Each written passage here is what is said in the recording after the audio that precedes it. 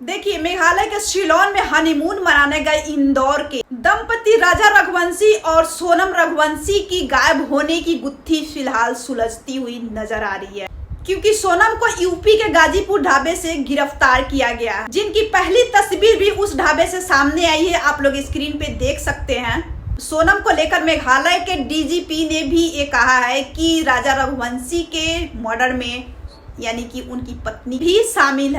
Meghalaya DGP के मुताबिक पत्नी यानी सोनम ने अपने पति को मरवाने के लिए अपराधी को सुपारी दी थी अपराधियों को, और इस मामले में पत्नी सोनम सहित 4 लोग गिरफ्तार हो चुके हैं। और इस केस में जो 3 अपराधी और गिरफ्तार हुए हैं वो भी मध्य प्रदेश के ही रहने वाले हैं। लेकिन यूपी गाजीपुर ढाबे से सोनम को गिरफ्तार तो कर लिया गया है, लेकिन सोनम अभी अपना मुंह नहीं खोला है और ना ही वो कुछ बता पा रही है, बस वो चुप्पी साध के बैठी हुई है। लेकिन देखा जाए तो सोनम के पिता का भी बयान सामने आ रहा है। उनका कहना है कि हमारी बेटी ऐसी अपराध कर ही नहीं सकती है, बल्कि ये जो भी हुआ है ये इसमें हमारे बेटी का कोई हाथ नहीं है। आप सीबीआई जांच करवाओ। जब तक हम अच्छे से जांच नहीं करवा लेते हैं तब तक हम अपनी बेटी को अपराधी कैसे बोल दें। हमारी बेटी इस कदर का काम कर ही नहीं सकती है। तो यहाँ पे जो उनके पिता है, सोनम के पिता है, वो तो यही दावा कर रहा है, लेकिन अभी तक जब तक सोनम मुंह नहीं खोलेगी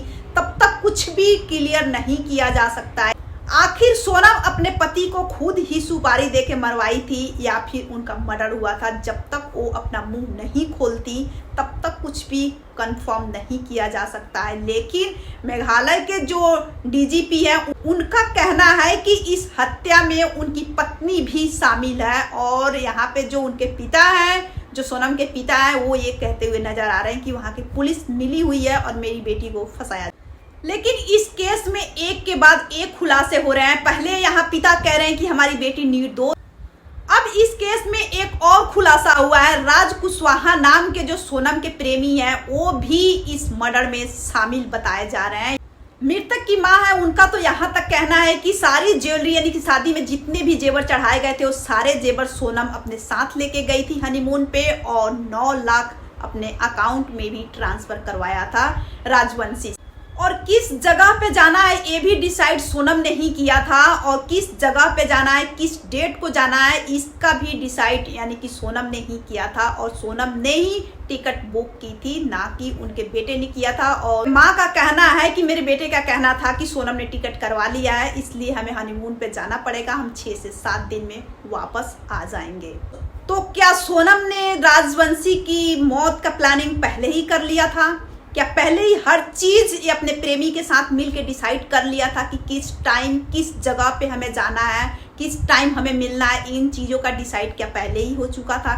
क्योंकि जो मेघालय के डीजीपी हैं उनका तो यही कहना है कि इस मर्डर में उनकी पत्नी का 110% हाथ उनकी पत्नी का ही है। तो जब तक यहाँ पे पत्नी मुंह नहीं खोलेगी तब तक कुछ भी कंफर्म नहीं किया जा सकता। तो देखा जाए तो शादी शब्द से भी भरोसा उठता जा रहा है। आजकल के जो लड़के हैं, लड़कियां हैं, उन लोगों को ये चीज समझ में नहीं आ रही है कि जिस लड़की से या जिस लड़के से हम प्यार नहीं करते हैं उससे शादी ही क्यों करनी है, किसी और के घर का चिराग क्यों बुझाना है। इन लोगों को ये चीजें बिल्कुल भी समझ में नहीं आ रही है। ये लोग जानवर से भी बद से बदतर हो गए हैं, क्योंकि अपने स्वार्थ के लिए अपने पति को या अपने पत्नी को रास्ते से हटाने में 1% भी ये लोग नहीं सोच रहे हैं। और आप लोग सब कुछ सामने देख सकते हो कि अब शादी शब्द से देखा जाए ना तो भरोसा उठ सका है।